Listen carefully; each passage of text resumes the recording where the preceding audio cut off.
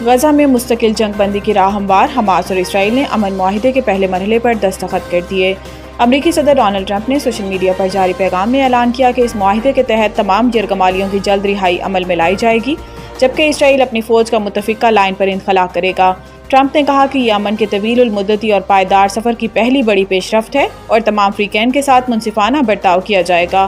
انہوں نے اس تاریخی اور غیر معمولی معاہدے میں کردار ادا کرنے والے قطر، مصر اور ترکی کے ثالثوں کا شکریہ ادا کرتے ہوئے کہا کہ یہ دن عرب اور مسلم دنیا، اسرائیل اور تمام ہمسایہ ممالک اور امریکہ کے لیے ایک عظیم دن ہے۔ قطری وزارت کا بھی کہنا ہے کہ غزہ جنگ بندی کے پہلے مرحلے پر معاہدہ طے پا گیا، جس کے نتیجے میں جنگ کے خاتمے، اسرائیلی یرغمالیوں، فلسطینی قیدیوں کی رہائی اور امداد کی فراہمی ممکن ہوگی۔ تفصیلات کا اعلان بعد میں کیا جائے گا۔ اسرائیل اور حماس کے معاہدے پر دستخط کے بعد نیتن یاہو نے مختصر بیان جاری کرتے ہوئے کہا کہ اسرائیلی حکومت اپنے شہریوں کی باحفاظت واپسی کے لیے پرعزم ہے اور ہم اپنے تمام یرغمالیوں کو واپس لائیں گے۔ اسرائیلی میڈیا کے مطابق سمجھوتے کے تحت حماس تمام یعنی 20 زندہ یرغمالیوں کو 72 گھنٹے میں رہائی دے گی۔ امریکی میڈیا کے مطابق اسرائیلی یرغمالیوں کی رہائی ہفتہ یا اتوار کو متوقع ہے۔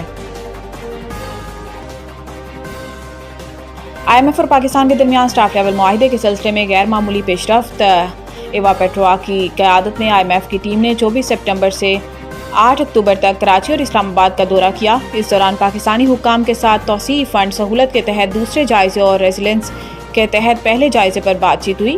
IMF اعلامیے میں کہا گیا ہے کہ پروگرام پر عمل درآمد حکومت کے وعدوں کے مطابق جاری ہے۔ مذاکرات میں کئی اہم امور پر پیش رفت ہوئی، جن میں مالیاتی نظم و ضبط برقرار رکھتے ہوئے سیلاب متاثرین کی بحالی میں مدد، افراط زر کو اسٹیٹ بینک کے مقررہ ہدف کے اندر رکھنے کے لیے محتاط مالیاتی پالیسی شامل ہے۔ توانائی کے شعبے میں اصلاحات اور سرکاری اداروں کے دائرہ کار میں کمی کے ساتھ شفافیت اور گورننس کو مضبوط بنانے پر بھی بات چیت کا حصہ ہے۔ IMF نے کہا کہ پاکستانی حکام کے ساتھ بقیہ امور طے کرنے کے لیے پالیسی سطح پر بات چیت جاری رکھی جائے گی۔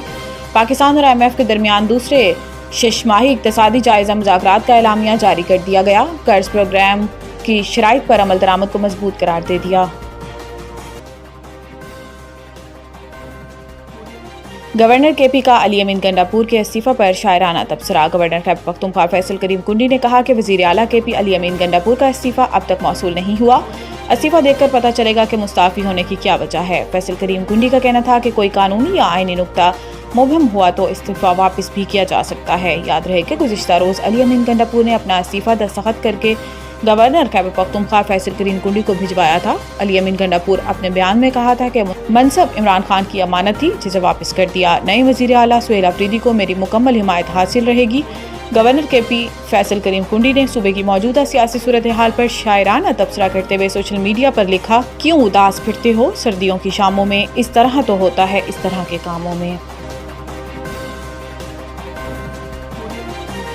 الیکشن کمیشن کا تحریک انصاف کو بڑا دھچکا، تمام اراکین اسمبلی آزاد قرار۔ اسلام آباد الیکشن کمیشن آف پاکستان نے سپریم کورٹ کے فیصلے کی روشنی میں تحریک انصاف اور سنی اتحاد کونسل کے ارکان اسمبلی کو آزاد قرار دے دیا۔ الیکشن کمیشن آف پاکستان کی جانب سے جاری اعلامیے کے مطابق قومی اور صوبائی اسمبلیوں میں PTI سے وابستہ تمام ارکان اب آزاد ہیں۔ الیکشن کمیشن کا کہنا ہے کہ سپریم کورٹ کے 25 اگست 2025 کے تفصیلی فیصلے کے بعد اراکین کی وابستگی PTI یا سنی اتحاد کونسل سے ظاہر نہیں ہوگی۔ سپریم کورٹ کے آئینی بینچ کے فیصلے کی روشنی میں قومی اسمبلی سمیت صوبائی اسمبلیوں میں پارٹی پوزیشن بھی تبدیل ہوگی۔ الیکشن کمیشن نے قومی اسمبلی پنجاب، خیبر پختونخوا اور سندھ اسمبلی کی پارٹی پوزیشن سے متعلق نئی فہرستیں جاری کر دیں۔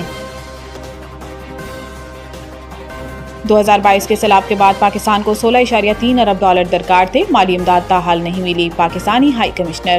برطانوی خبر رساں ادارے میں لکھے گئے مضمون میں ڈاکٹر فیصل نے کہا کہ پاکستان کو 2030 تک کلائمیٹ ایڈاپٹیشن کے لیے $152 ارب درکار ہوں گے۔ ترقی پذیر ممالک کو تعلیم، صحت اور ترقیاتی منصوبوں کی بجائے ہنگامی امداد پر وسائل خرچ کرنا پڑتے ہیں۔ خصوصی مضمون میں ڈاکٹر فیصل نے لکھا کہ ترقی یافتہ ممالک کو اپنے $100 ارب سالانہ کے وعدے کو پورا اور بڑھانا ہوگا۔ امداد کو قرضوں کی بجائے گرانٹس اور نرم شرائط کے قرضوں کی صورت میں فراہم کی جائے گی۔ پاکستانی ہائی کمشنر نے کہا کہ COP 28 میں قائم کیا گیا لاس اینڈ ڈیمیج فنڈ فوری فعال کیا جائے۔ 2022 کے سیلاب کے بعد پاکستان کو بحالی کے لیے $16.3 ارب درکار تھے۔ عالمی وعدوں کے باوجود زیادہ تر مالی امداد تاحال نہیں جاری کی گئی۔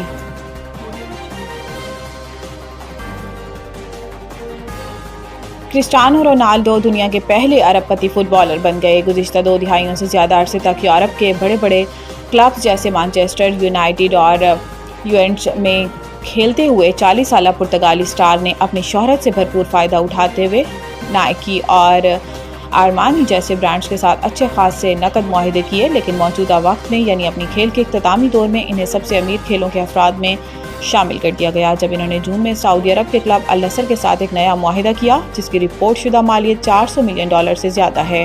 طویل عرصے تک رونالڈو اور میسی ایک جیسے معاوضے حاصل کرتے رہے، لیکن 2023 میں رونالڈو کے خلیجی کلب کی طرف منتقلی اور میسی کے میجر لیگ کے ساکر کے انٹر میامی میں شامل ہونے کے بعد دونوں کی آمدنی میں بڑا فرق آ گیا۔